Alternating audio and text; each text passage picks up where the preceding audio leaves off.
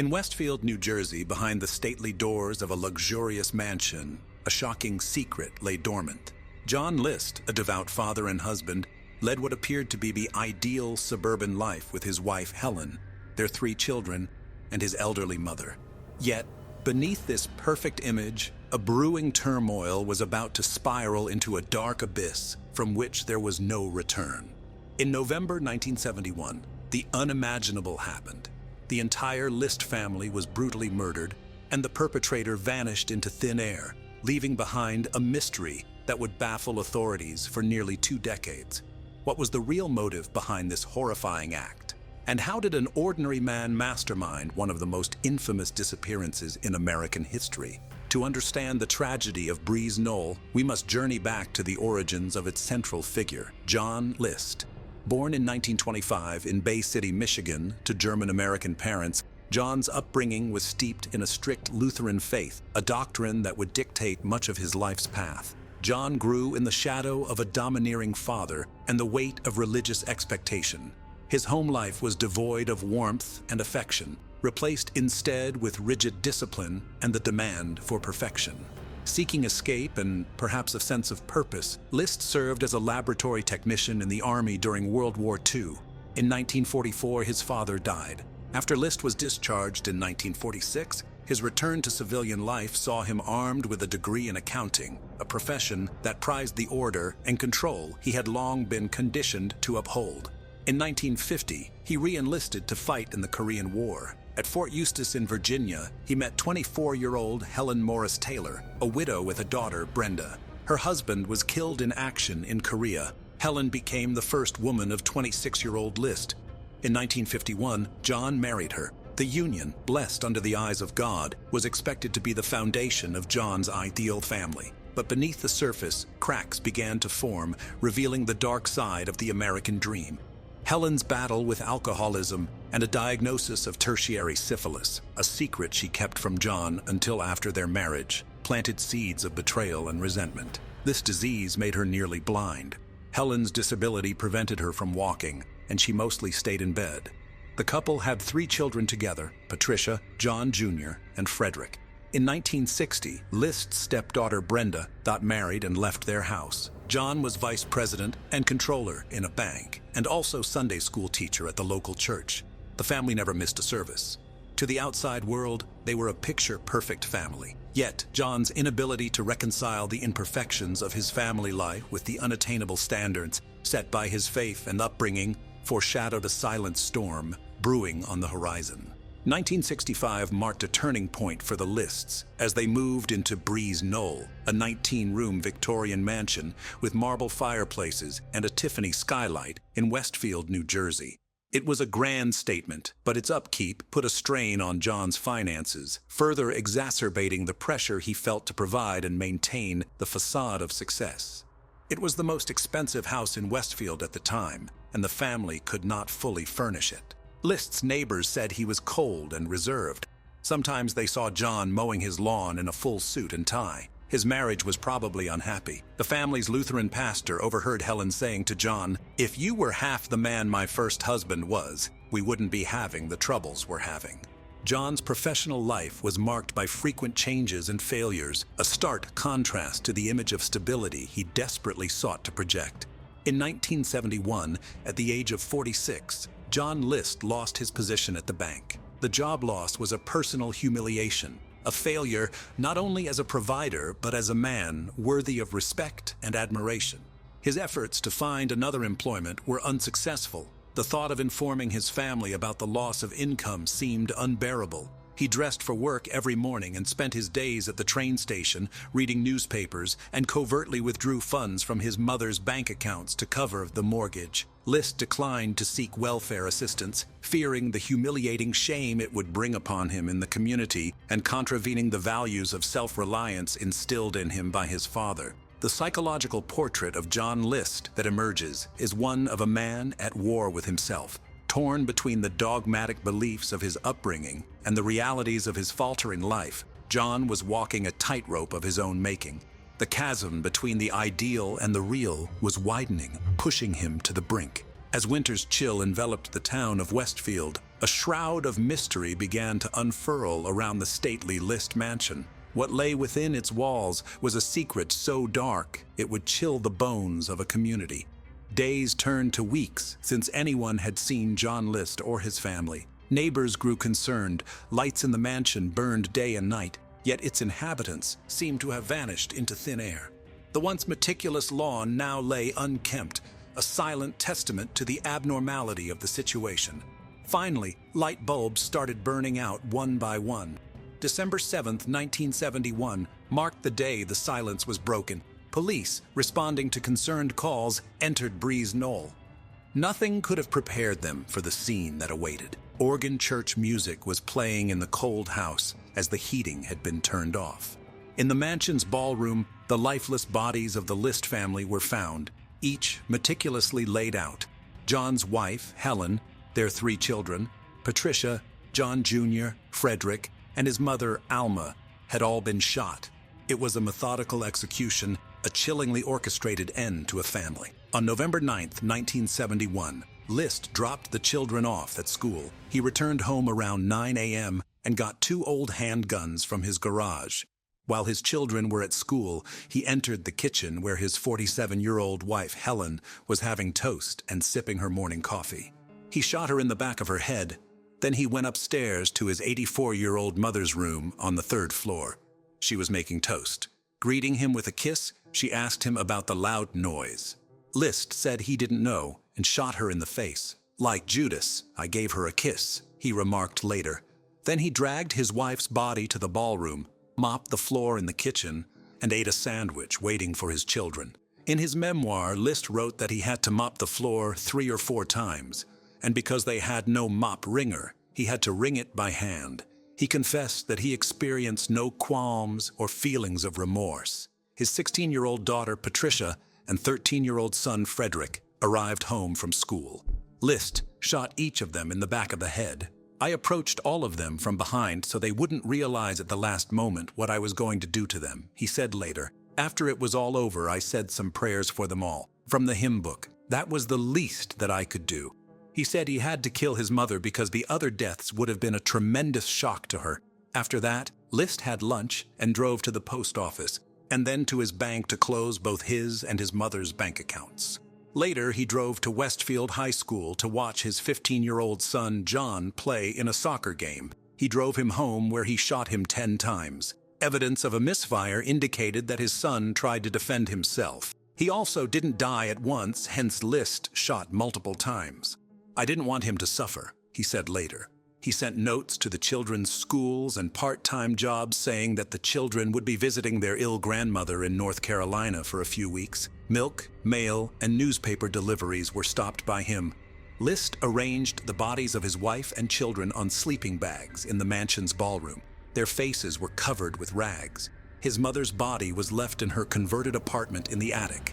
List slept in the house where his family lay dead, then left the next morning.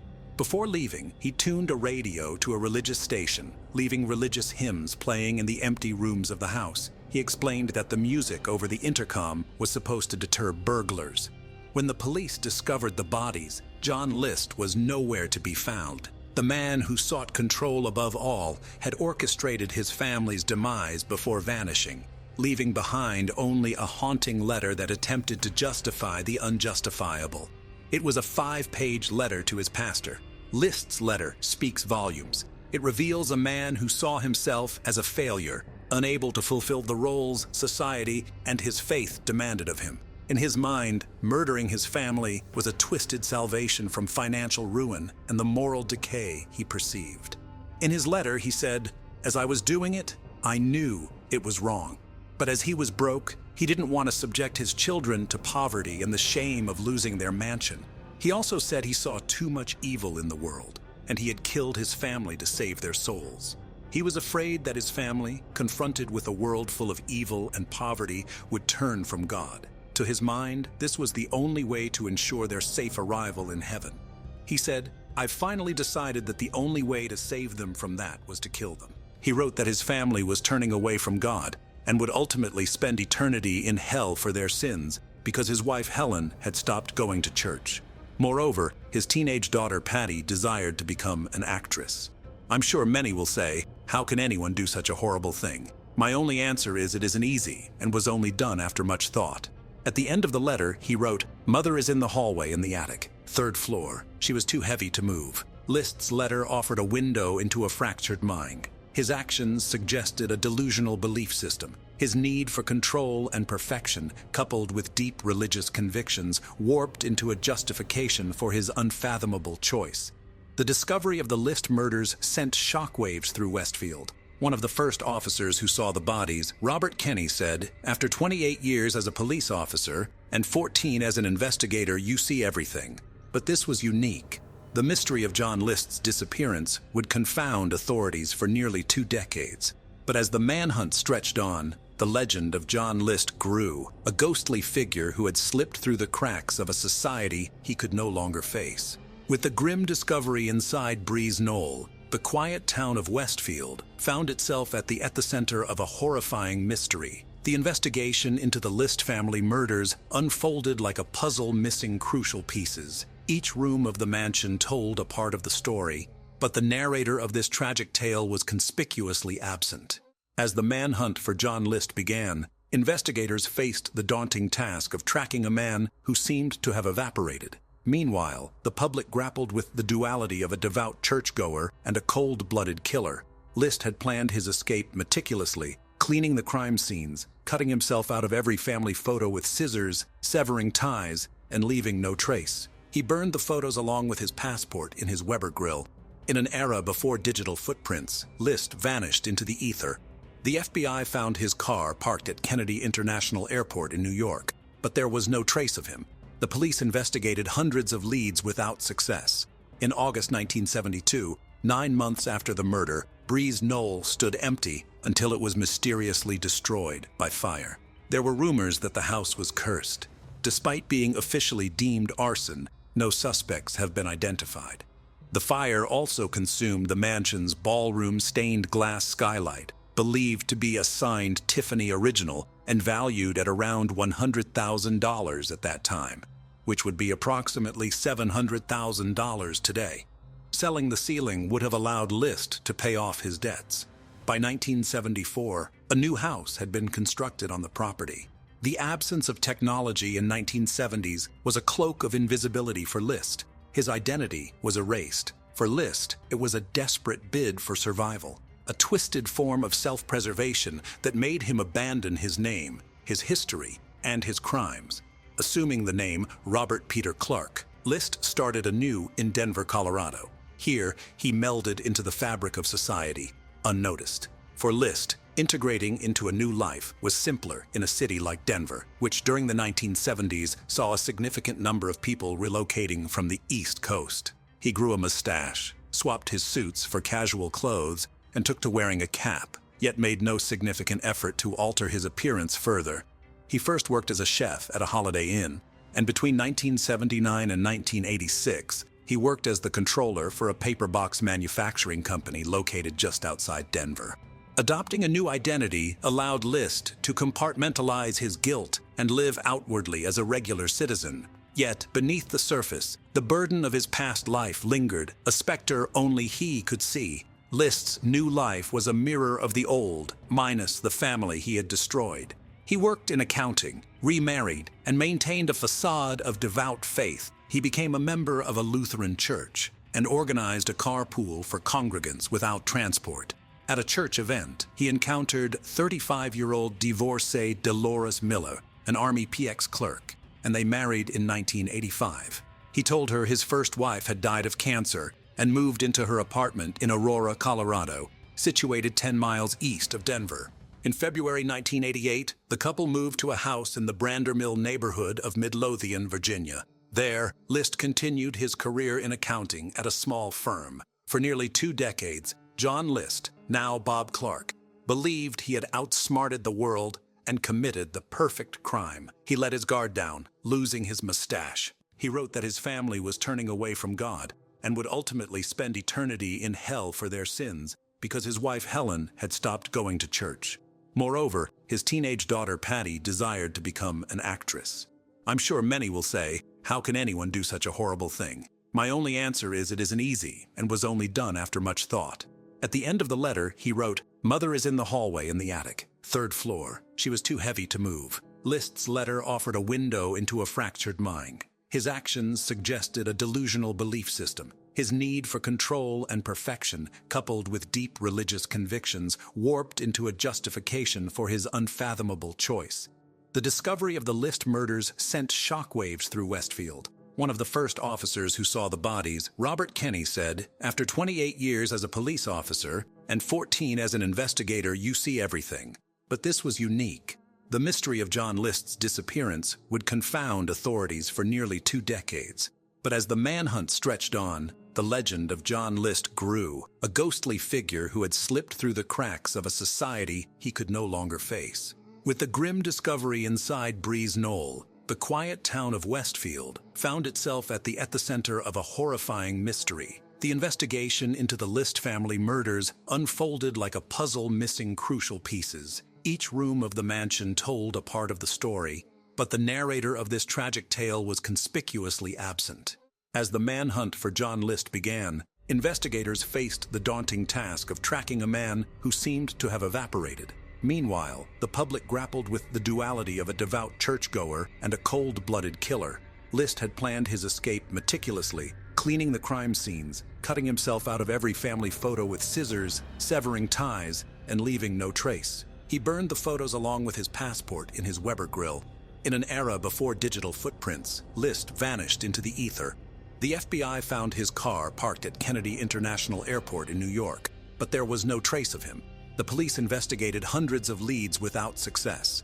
In August 1972, 9 months after the murder, Breeze Knoll stood empty until it was mysteriously destroyed by fire. There were rumors that the house was cursed. Despite being officially deemed arson, no suspects have been identified.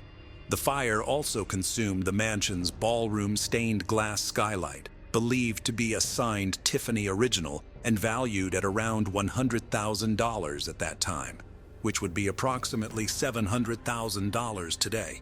Selling the ceiling would have allowed List to pay off his debts. By 1974, a new house had been constructed on the property. The absence of technology in 1970s was a cloak of invisibility for List. His identity was erased. For List, it was a desperate bid for survival, a twisted form of self-preservation that made him abandon his name, his history, and his crimes. Assuming the name Robert Peter Clark, List started anew in Denver, Colorado. Here, he melded into the fabric of society, unnoticed. For List, integrating into a new life was simpler in a city like Denver, which during the 1970s saw a significant number of people relocating from the East Coast. He grew a mustache, swapped his suits for casual clothes, and took to wearing a cap, yet made no significant effort to alter his appearance further. He first worked as a chef at a Holiday Inn, and between 1979 and 1986, he worked as the controller for a paper box manufacturing company located just outside Denver. Adopting a new identity allowed List to compartmentalize his guilt and live outwardly as a regular citizen. Yet, beneath the surface, the burden of his past life lingered, a specter only he could see. List's new life was a mirror of the old, minus the family he had destroyed. He worked in accounting, remarried, and maintained a facade of devout faith. He became a member of a Lutheran church and organized a carpool for congregants without transport.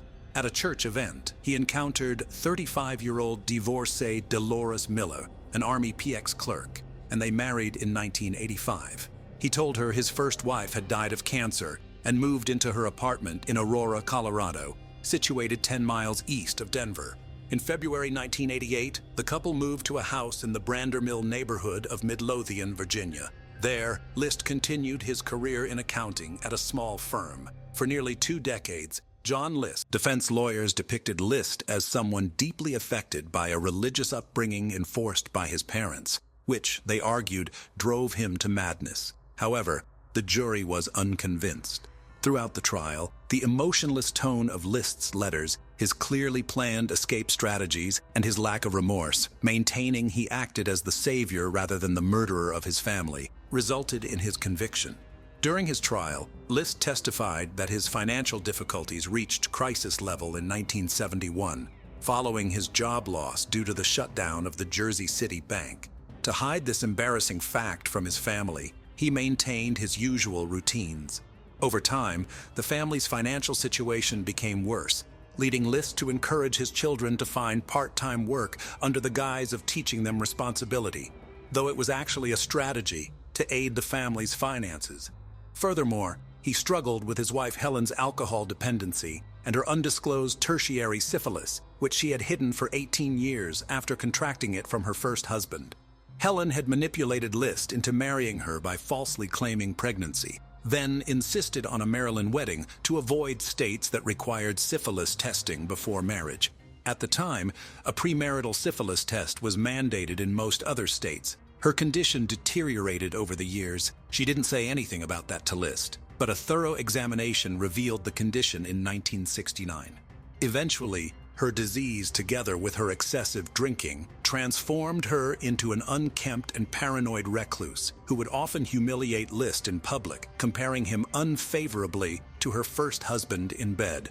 John List's actions were a cataclysmic culmination of years of internal and external pressures. Financial despair, a crumbling facade of familial perfection, and a rigid, punitive religious upbringing coalesced into a devastating breakdown of his moral and psychological boundaries. Witness after witness painted a portrait of a man at odds with reality. Yet, it was List's own letters and the chilling confession tape played for the jury that offered the most haunting insights into his psyche. In his confession, List spoke with a chilling calmness, claiming financial ruin and a misguided attempt to save his family's souls as his motives. But beneath this veneer of rationalization lurked deeper, darker struggles. When the verdict came, it was unanimous. Guilty on all counts. On April 12, 1990, List was found guilty on 5 counts of first-degree murder. During his sentencing hearing, he refused to fully accept blame, stating, "I feel that because of my mental state at the time, I was unaccountable for what happened. I ask all affected by this for their forgiveness, understanding, and prayer." However, the judge firmly disagreed, declaring, "John List is without remorse and without honor," he said. After 18 years, 5 months and 22 days, it is now time for the voices of Helen, Alma, Patricia, Frederick, and John List to rise from the grave. List received the maximum sentence allowed then, 5 consecutive life terms. List appealed his conviction, citing post-traumatic stress disorder from his military experience as impairing his judgment and claiming the letter found at the crime scene, which was essentially a confession, should be considered a confidential message to his pastor and not admissible in court. These appeals were dismissed by a federal appeals court. Years later, List admitted some regret for his actions in a 2002 interview with Connie Chung, saying, "I wish I had never done what I did. I've regretted my action and prayed for forgiveness ever since." Regarding why he didn't take his own life, he believed it would have prevented him from going to heaven, where he hoped to be reunited with his family. "So eventually I got to the point where I felt that I could kill them. Hopefully, they would go to heaven, and then maybe I would have a chance to later confess my sins to God and get forgiveness." He also said, "When we get to heaven, they'll either have forgiven me or won't realize what had happened. I'm sure that if we recognize each other, we'll like each other's company just like we did here when times were better." List passed away at the age of 82 from pneumonia complications on March 21, 2008, in prison at St. Francis Medical Center in Trenton, New Jersey. John List's case became a cornerstone in the study of family annihilators, offering insights into the mind of a killer who operates under the guise of protector, driven by twisted logic and profound psychological distress. The events discussed in this video took place in 2007 in the state of Kansas, and although 16 years have passed since then, this high-profile case has yet to come to a conclusion. On January 5, 2007, 19-year-old Jody Sanderholm, who lived with her parents in Arkansas City, went to a dance rehearsal that was held at the college where she was attending. On that day, Jody did not return home and stopped answering her phone. Such behavior was unusual for her, so her parents immediately became concerned and decided to file a missing persons report with the police.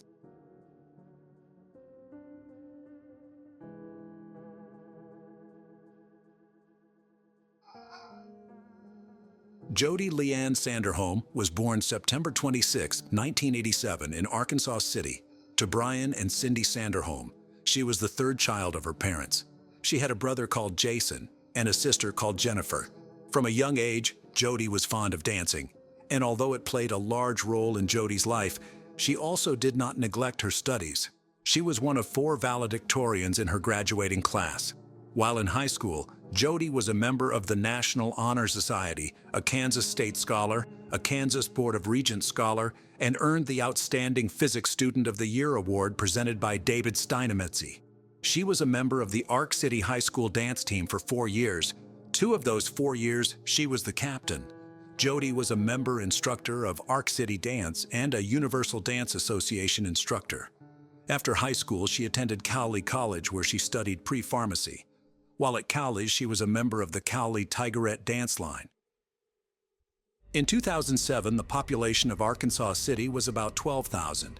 Jody's parents, like probably other locals, thought it was a good and relatively safe place to live and raise children. However, after Jody disappeared and the details of what happened to her became known, many began to realize that safety was only an illusion and that the man was the most dangerous beast. On the morning of January 5, 2007, Jody drove her car, a Dodge Stratus, to college for a dance rehearsal that was scheduled to end at 10:45. After the rehearsal, she intended to return home. Cindy called her daughter's cell phone several times, but she didn't answer, which was highly unusual. Jody always kept in touch with her family, and even if she missed a call, she would call back soon. Cindy had a bad feeling about this. She decided to get off work and go home to see if Jody was all right. When she arrived, she immediately noticed that her daughter's car was not in front of the house, and this only increased her anxiety, because Cindy knew that by this time, Jody should have been back from rehearsal. Upon entering the house and looking around, Cindy realized that Jody had not returned home. Her dance uniform, which she put in the washing machine when she returned from rehearsal, was not there or in the hamper for her dirty clothes. The shower stall was dry, although Jody always showered after dance class. It soon became clear that Jody had no contact with her father or older sister Jennifer either. She had an appointment at noon, to which she never showed up. Cindy and Brian began calling their daughter's friends, hoping to find out where she might be. But after the morning rehearsal ended and Jody left college, none of her friends saw her. That evening, the college dance team was scheduled to perform at a basketball game, with a routine of which Jody was the choreographer. She wouldn't have missed it of her own free will, but she didn't show up either. At about 6 p.m., still unable to learn anything and without waiting for their daughter to return home, Cindy and Brian contacted the police and reported her missing. Officers from the sheriff's office immediately put together flyers depicting and describing Jody, began to inquire about her last known whereabouts, and put out an APB on the vehicle she was traveling in. The police learned from Cindy and Brian that Jody had a boyfriend she had been dating since high school. His name was Colby Wilson. When contacted by phone, he reported that he had been at his brother's house in Texas for several days. The police quickly ruled him out as a potential suspect because his stay in another state was confirmed. The next day, January 6th, was very eventful. Lori Leglighter, Jody's best friend with whom they had been friends in dance since high school, provided the police with important information. They both enrolled at Cowley College, where they went on to study dance. Lori reported that she left work at Sirloin Stockade in Arkansas City around 10 p.m., Tuesday, January 2nd, and noticed a light blue car drive by the restaurant several times as she left. On her way home, she noticed a car following her in her rearview mirror. "I thought something strange was going on," Lori told the detectives. She decided to see if the car behind her was really following her, so she started turning onto different streets.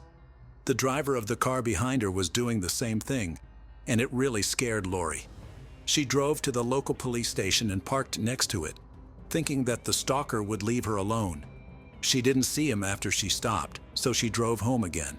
However, she had to go back to the parking lot near the police station because she saw the car chasing her again. Lori sat in the car for a while before driving home. She told the detectives that she didn't go to the station because she thought it was someone else's stupid prank, but that wasn't really all. On Friday, January 5th, the band Tigerette Dance Line was rehearsing at the college. According to Lori, she and Jody got there around the same time and, as usual, parked not far from each other. Lori spotted the light blue car again. What's more, she recognized the man behind the wheel. It was a local resident, 23-year-old Justin Thurber. Lori did not know him personally, but had seen him several times in the company of his older brother and his friends. Lori and Jody left practice at the same time and were supposed to meet up later, but Jody never showed up for that meeting. Soon, several members of the dance team revealed that they, too, had seen Justin near the college during the past week. He always sat in his car in the parking lot and just watched. Within the first 24 hours of Jody's disappearance, police had driven all over the city, but could not find her car. Arkansas City is surrounded by fields and wooded areas. They brought in a fixed-wing aircraft to search the area from the air. The car was more difficult to hide than a person because of its size, so the police hoped to be able to see Jody's car from the air. It was determined that the last time her cell phone signal was received, it was from a cell tower located near the Kaw Wildlife Area. This is a vast, wooded area along the Arkansas River.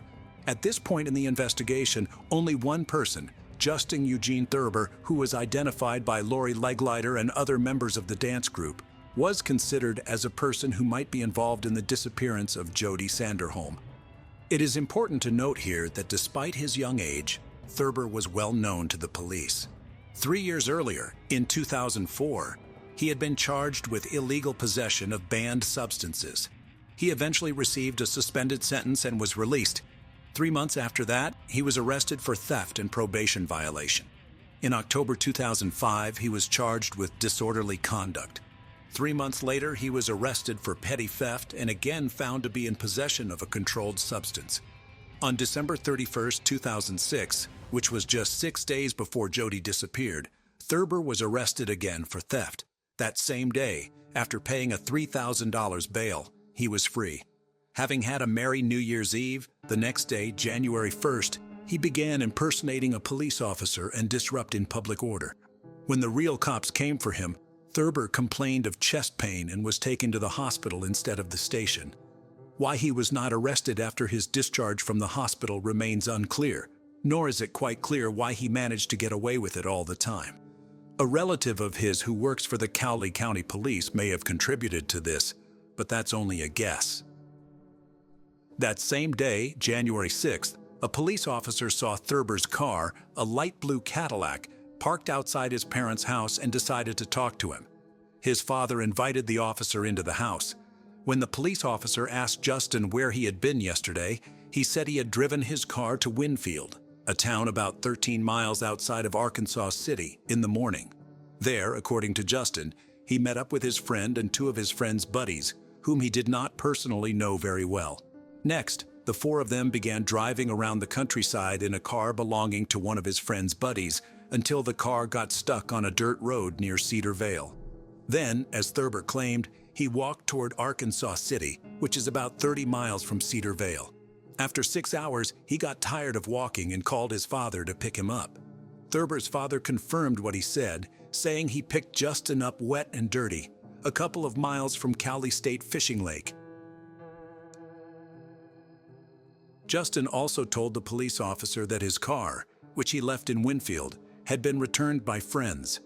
The story wasn't very convincing, but there was nothing to charge Thurber with yet, so the officer left. That same evening, officers spoke with Alexis Swartzel, who recently ended a 3-year relationship with Thurber. She told officers Thurber often took her to the Kaw Wildlife Area, southeast of Arkansas City, and she pointed out places she and Thurber would visit. When the police informed Alexis that they were investigating the disappearance of Jody Sanderholm, she was very surprised and said that Justin had once said that he had begun watching Jody when he was 13 years old. He would peep at her when she was swimming in the pool in her backyard, and sometimes in the evenings, peek through the window in her room and wait for her to start changing clothes. Police asked Alexis about her reasons for breaking up with Thurber, to which she said she had broken up with him because he was too abusive and had strange tendencies that were becoming more and more frequent. On several occasions, she said, during intimacy, he would choke her unconscious.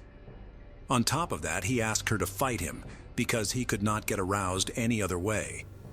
It was becoming more and more obvious to the police by the minute that Justin Thurber might be involved in Jody's disappearance. The police had no evidence to link him to the girl's disappearance. But late in the evening of January 6th, Thurber was arrested anyway. Detective Eric Mata arrested Thurber on bail revocation and suspicion of criminal trespass because the investigation into Jody Sanderholm's disappearance revealed that Thurber was on the college campus, where the detective believed Thurber should not be. Thurber told Mata that he wanted to talk to his lawyer. At the same time, police officers arrived at Justin's parents' house with a search warrant. The officers took the shoes Justin had been wearing the day before when his father picked him up. The shoes were wet and were drying on a towel. Thurber's father told police he helped his son clean the mud off the shoes. The clothes Justin was wearing when his father picked him up were also recovered, but by this time he had had time to wash them. The next day, January 7th, searchers trained to identify human activity in rugged terrain set to work in the Kaw Wildlife Area. They found shoe prints that matched Justin Thurber's, as well as several other smaller shoe prints. As darkness fell, they decided to continue the search the next day.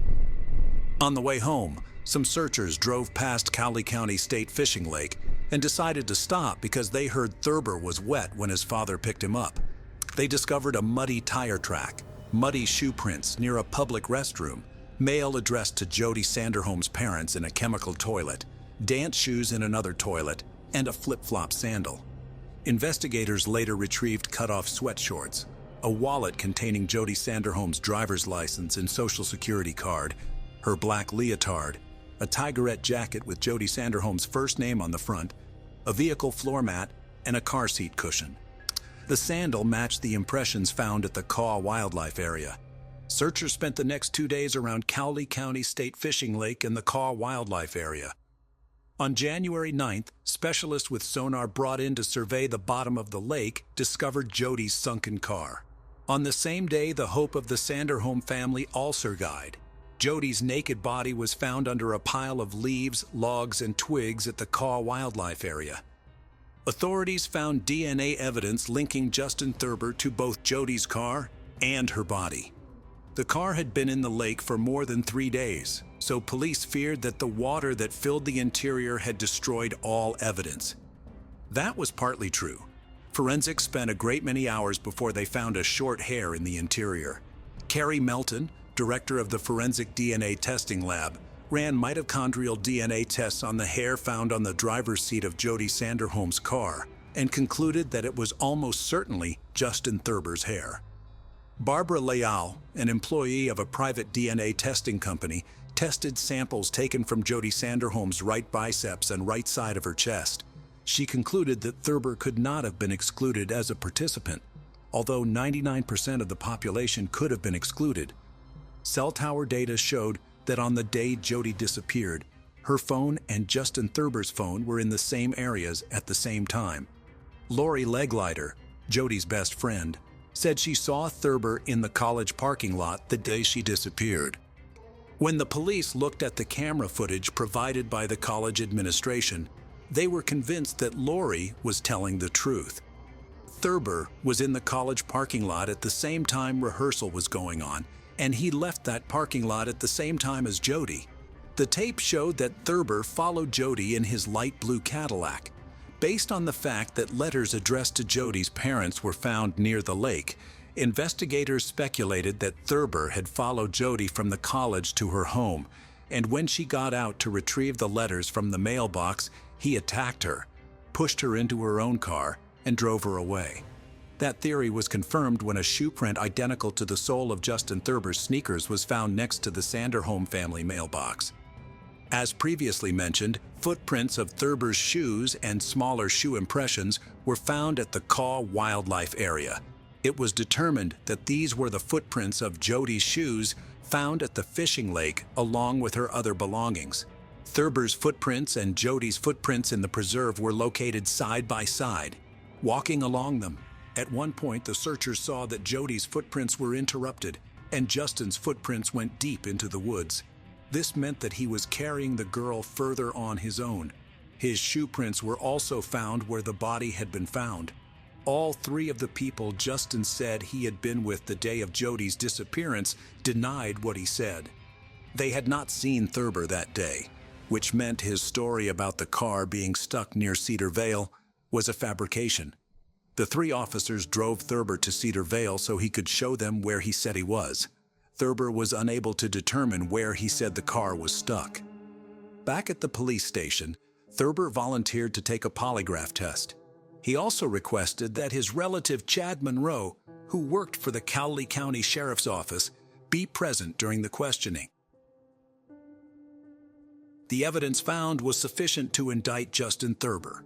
He himself denied guilt, and the judge set his bail at $1 million. Thurber's attorneys tried to convince the court that he was mentally retarded and incompetent, but were unable to do so. Thurber had graduated from high school and even attended college for some time, so the judge found the defense claim of his mental retardation unproven. The medical examiner who conducted the autopsy testified at the trial. He said that the first time he looked at the body, he had no doubt that the last hours of Jody's life were very painful. Her entire body and face were covered with bruises and abrasions. There were clear signs of strangulation on her neck. It was strangulation that was named as the cause of death of Jody Sanderholm.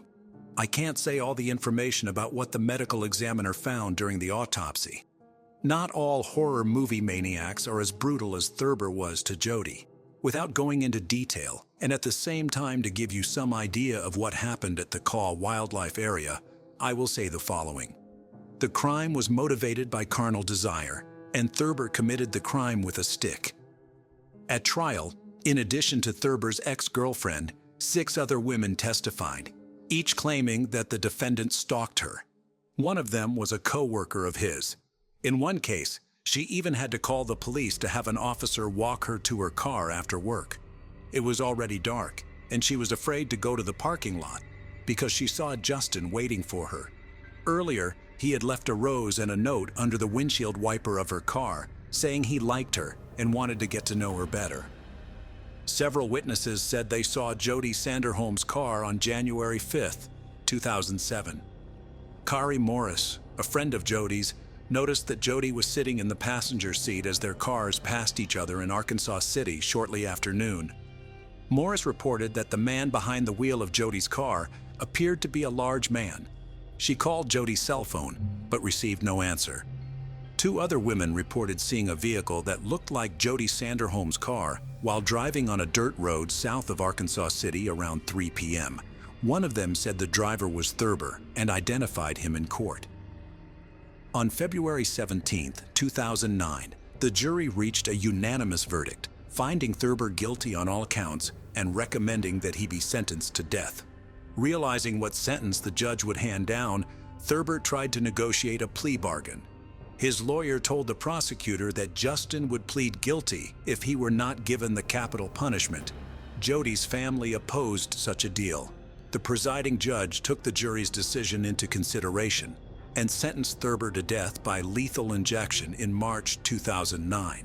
In 2008, the state of Kansas signed the Jody Act, which, among other things, expands police authority over stalking suspects and expands the list of actions that can be considered stalking.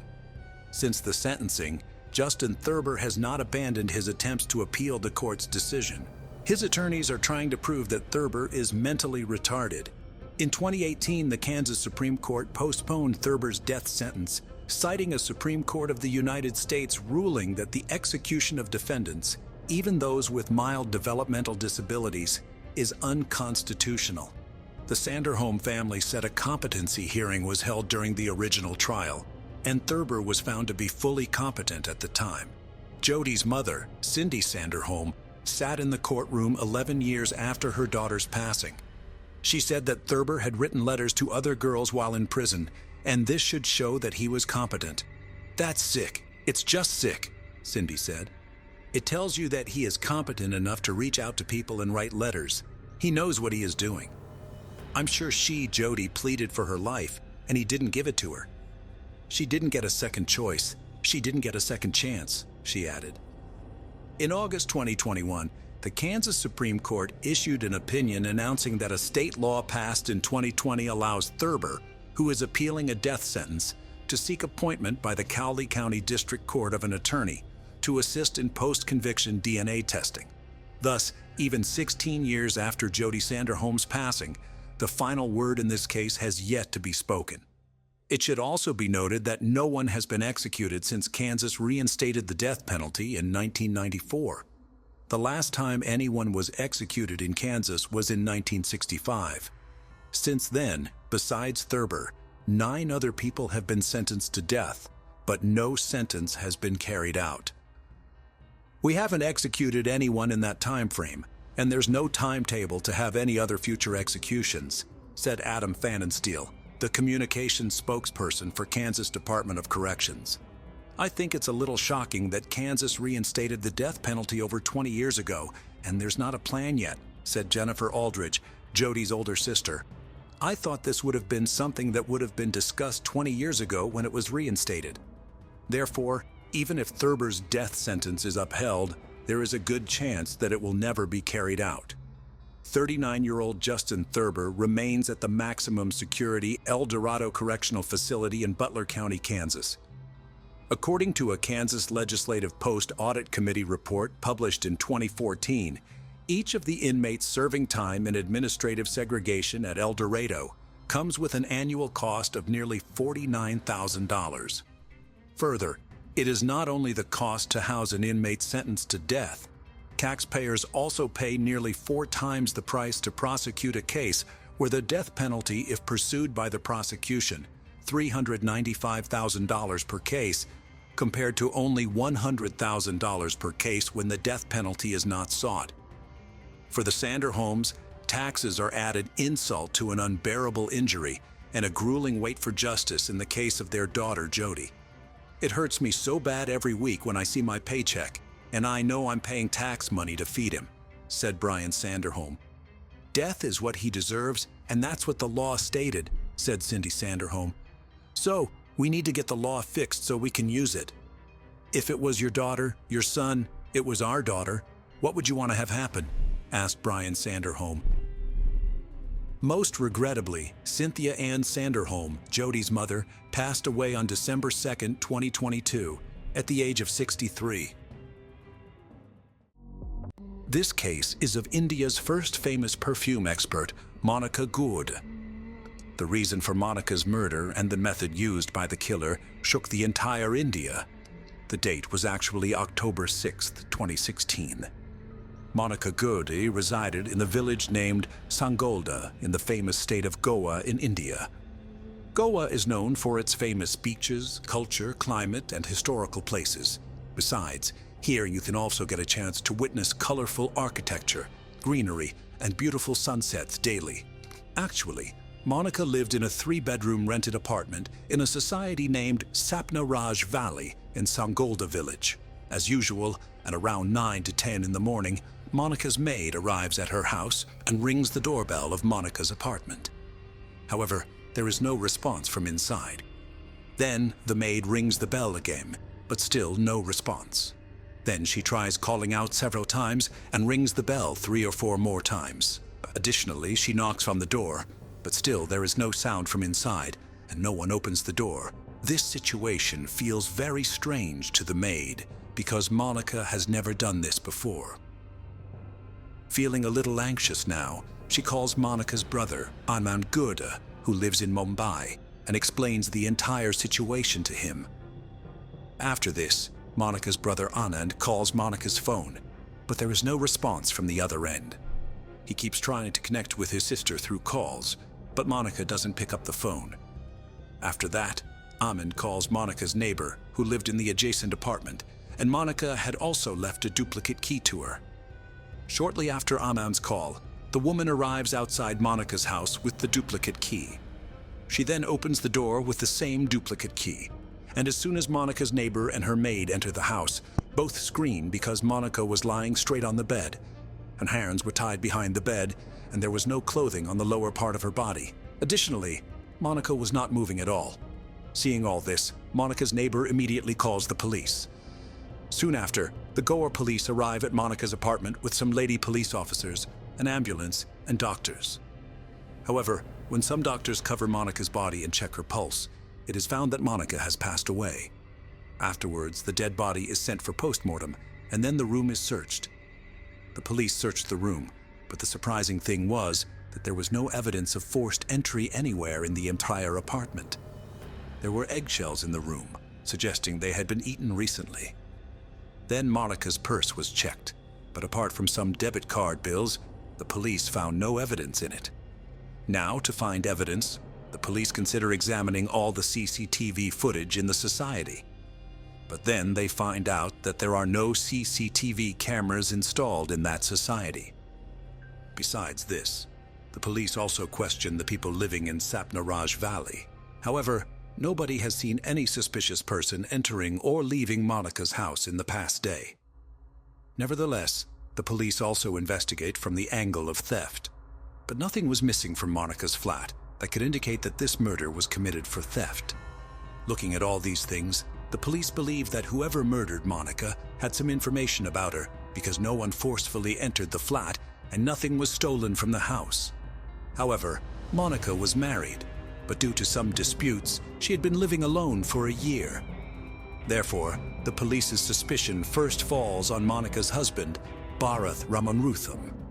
After that, the police interrogate him about this murder, but nothing comes to light during the interrogation that would make them suspect him. In fact, Monica was the daughter of a former judge in Mumbai, Ramesh Kuder, and she was initially a photographer, but later she started researching on perfumes. After this, in a short span of time, she became a successful perfume expert. Due to her profession, Monica was quite famous not only in her society, but also throughout the city, often seen hobnobbing with big businessmen. Therefore, as soon as news of Monica's murder surfaced, the entire state of Goa was in shock. At that time, this was the news running on every news channel in the country, and the public wanted to know who the mystery killer was. Meanwhile, Monica's postmortem report also arrives, revealing that Monica died due to suffocation, and it also becomes clear that she was raped. Anyway, the police had investigated the case from every angle so far, but they had neither found any suspects nor any clues. But then, during the investigation that evening, a police officer suddenly remembers that they had found some debit card bills from Monica's purse, but they hadn't found any debit card during the entire search. Afterwards, the Goa police approach the bank regarding the bills of that debit card and request to check the transaction details of that card. It is found out that on the morning of October 6th at 6 o'clock, this card was used at an ATM in Porvorim area. Porvorim is merely 4 to 5 kilometers away from Sapnaraj Valley. Following this, the police instruct the bank to keep an eye on this card and also scrutinize the CCTV footage of the ATM in Porvorim. The face of the boy who withdrew money from that card was captured on the ATM camera. Subsequently, with the CCTV footage in hand, the Goa police reach Sapnaraj Valley. As soon as the local see this footage, they recognize the boy shown in the footage immediately and identify him as Rajkumar, who used to be the old security guard here. However, he was fired from his job 2 months ago on charges of theft. For the Goa police, this was a major success because for the first time in this case, the police had a name and a face of suspect. Now, when the police check Rajkumar's background, they find out that Rajkumar, 21, is from Bathinda city in Punjab state, and there have been several theft cases registered against him before. The police had all the information about Rajkumar, but the challenge now was how to catch him. So, to catch Rajkumar, the Goa police started waiting for the next transaction from Monica's debit card. Some time passes, and suddenly the police find out that recently, some money has been withdrawn from an ATM in Bangalore City using this card. Let us tell you that Bangalore City is about 370 miles away from Sangolda village. Upon seeing this, the Goa police immediately spring into action and contact the Bangalore City Police. After that, Bangalore police checked the CCTV footage of that ATM, and Rajkumar's face was clearly visible in the footage of that ATM as well. Following this, Bangalore police took Rajkumar's photo and began questioning all hotels and lodges around that ATM. After a while, a man at the reception of one hotel recognizes Rajkumar's photo and says, "Yes, a man with this face is staying in our hotel, but he has gone out for some work right now." Afterwards, some police officers dressed in civilian clothes stand outside the same hotel, waiting for Rajkumar to arrive. But as soon as Rajkumar returns to the hotel after a while, the police officers recognize him and apprehend him. Now, because the police officers were in civilian clothes, Rajkumar doesn't even recognize them. And just like that, on October 8, 2016, 2 days after Monika's murder, Rajkumar is arrested from a hotel in Bangalore. Then Goa police are contacted. Afterwards, the Goa police arrive in Bangalore and take Rajkumar to Goa with transit remand from the court. Now, the interrogation begins, and due to the firm questioning by the police, Rajkumar admits to killing Monika. When the police ask him why he did it, he narrates his entire story to the police, and the story goes something like this. Actually, in the month of June, 39-year-old Monika decides to shift to Goa for her perfume business, for which Monika starts looking for a rented flat, and on June 7, 2016, she reaches Sapna Raj Valley to see a flat. At the society's gate, Monika meets security guard Rajkumar, and the society's management had already called Rajkumar beforehand, informing him that a woman would come to see a flat, so show her the flat. Afterwards, Rajkumar shows Monika the flat, and after seeing it, Monika leaves from there. But what happens here is that during showing the flat, Rajkumar falls in love with Monika unilaterally. Now, day and night, he kept thinking only about Monika. About 4 to 5 days pass like this, and then one day Rajkumar becomes very happy because that day Monika had come to shift to Sapna Raj Valley with her belongings. After that, Monika tells Rajkumar that the flat he showed her, he has taken that flat. Now, because Rajkumar was very happy, he himself, with the help of 2 people, delivers Monika's belongings to her apartment. Rajkumar does this because he wanted to see Monika repeatedly, but because he was a security guard, he didn't get many chances to see and meet Monika. But then one day an idea comes to his mind, and he goes to his manager and says that he wants to do the cleaning and maintenance work of the society's cars along with his duty, because he is in desperate need of money. After hearing Rajkumar's need, the manager also agrees to his proposal because he thinks that this way Rajkumar will earn some extra money, and the needs of the people living in the society will also be fulfilled. However, Rajkumar had something else in his mind, and after this, he goes straight to Monika's apartment. After that, he tells Monika that now he can also clean her car, but it will cost her some extra money. Monika also agrees to this, because she didn't have enough time to do household chores while handling her business. Now Rajkumar started cleaning Monika's car and would use the pretext of exchanging keys to also visit Monika's apartment, where he would see Monika 3 or 4 times a day. But it was due to the cleaning of this very car that one day Rajkumar loses his job. It so happened that one day Monika's umbrella went missing from this car. Monika asks Rajkumar about it, but he says he didn't see any umbrella in the car. After this, Monika complains to the society management and says that today, not only my umbrella, but many other persons' things have gone missing just like before. If such incidents continue to happen in the society, it will tarnish its reputation. Now, after hearing Monika's complaint, the society management takes this matter seriously and begins an investigation. It is then found out that only Rajkumar used to open Monika's car for cleaning, besides Monika herself. After that, a search is conducted in the guard room where Rajkumar used to stay, and Monika's umbrella is also recovered from there. Now, since thefts were already a concern in society, after Monika's umbrella is found, suspicion falls entirely on Rajkumar. As a result, on July 22, 2016, Rajkumar is dismissed from his job on theft charges. From here, the story takes a new turn. While Rajkumar had deeply loved Monica before, now he starts to harbor a significant amount of hatred towards her. However, after being dismissed from his job, Rajkumar leaves and starts working as a laborer in the Ponda area of Goa. But even there, he only works for a few days. During this time, he meets Monica twice and asks her to withdraw the theft complaint, but Monica flatly refuses. Now, hearing this, Rajkumar gets even angrier, but he couldn't do anything at that moment. After that, Rajkumar arrives in Chennai in search of a job, then goes to Mumbai from there, and finally spends some time working in Pune city. Everywhere, Rajkumar earns his living by doing odd jobs, but when he doesn't find any decent job anywhere, he returns to Goa on the 2nd of October 2016. But this time, he had something planned in Goa. There was still a lot of hatred against Monica in his mind. The very next day, that is, on the 3rd of October in the afternoon, Rajkumar reaches Sapnaraj Valley again. He enters the society through the main gate, and by chance, no one sees him entering. Then he goes straight to Monica's apartment below, but he notices that Monica's car is not parked there. Seeing this, he understands that Monica is not at home at the moment.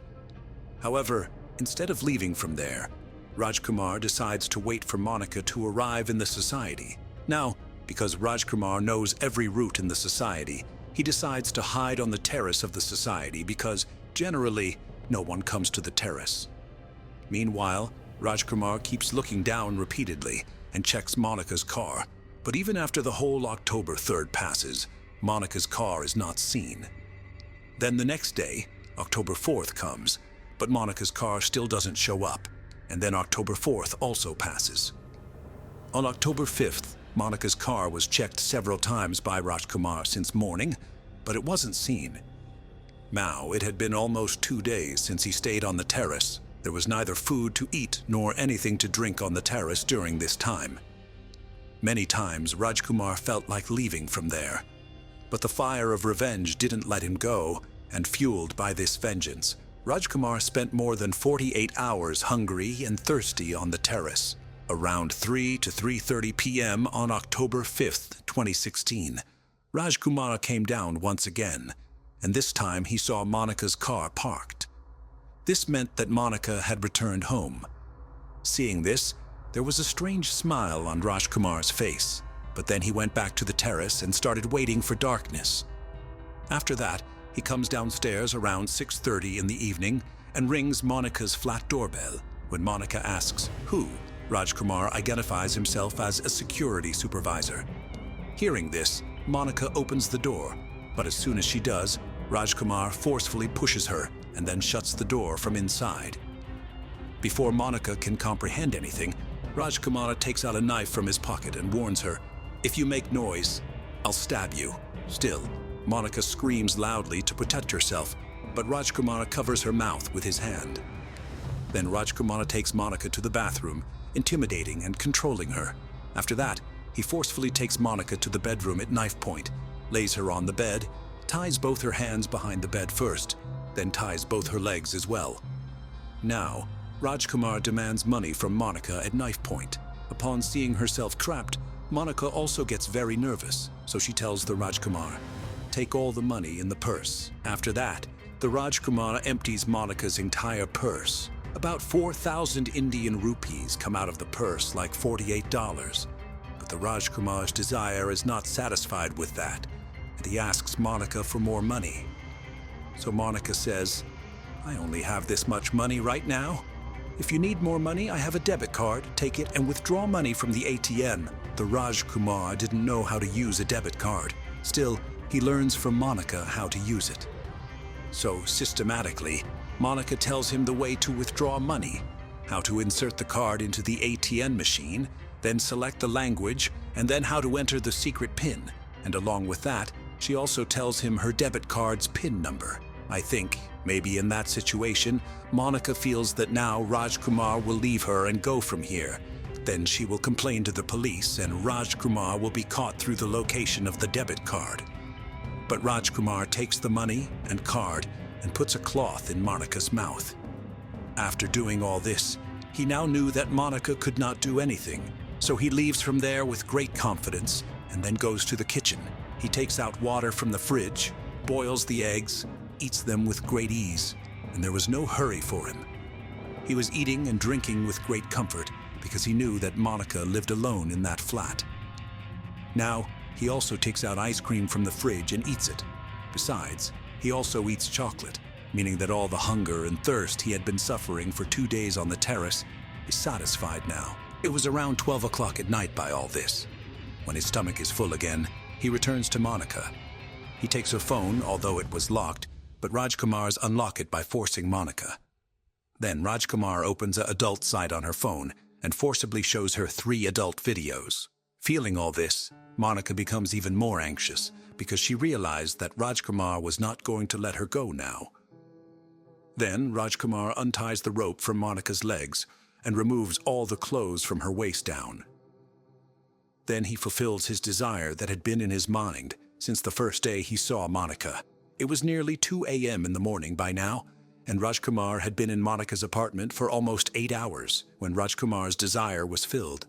He gets nervous for the first time when the question arises in his mind whether Monica knows him well, and if he leaves Monica alive, she will tell the police about it, and then the Rajkumar will be punished.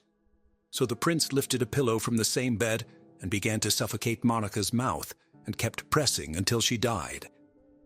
Then the Rajkumar got up from there comfortably and went to the bathroom again.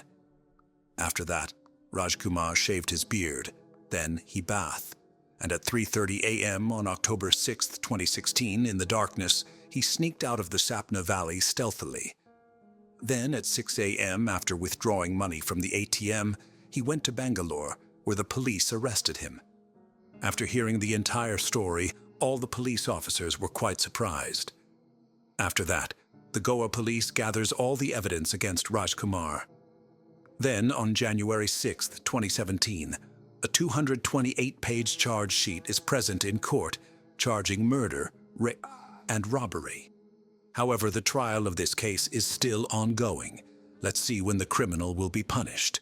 If there is any update in this case, we will update you through the channel's community post. So friends, this was the complete story of the Monica Gurd murder case. If you appreciate our efforts, like and share this video. If you haven't subscribed, do so now. Thank you.